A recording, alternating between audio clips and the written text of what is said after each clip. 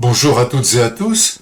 Nous avions déjà évoqué dans le premier numéro d'actualité de notre chaîne Web TV la préparation des 130 ans de la commune de Châtelaillon. Cette fête va être importante à la fin du mois de juin prochain et c'est l'occasion pour nous de revenir aujourd'hui sur cette mémoire des fêtes qui remonte en effet au tout début du balnéaire à Châtelaillon, c'est-à-dire à la fin du 19e siècle.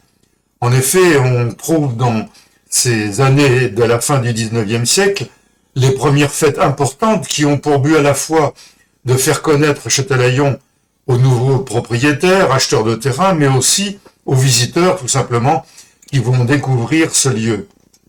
Alors, déjà dans les années 1895, 1896, 1897, ces fêtes prennent une ampleur importante. Le casino qui lui existe depuis 1893 en est très souvent le moteur, l'instigateur, et à travers la ville, les corsos fleuris, les défilés de chars, les cavalcades vont se succéder, surtout bien entendu dans la période d'été de la commune.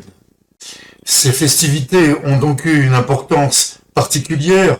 On retrouve dans les éditions de cartes postales énormément de documents. À l'époque, il n'y avait pas de télévision pour relater ces événements. Et donc, la trace en était faite par ces éditions de cartes postales. Ainsi, dans les années 20, dans les années 30, ce type de manifestation se retrouve avec toujours de plus en plus d'importance.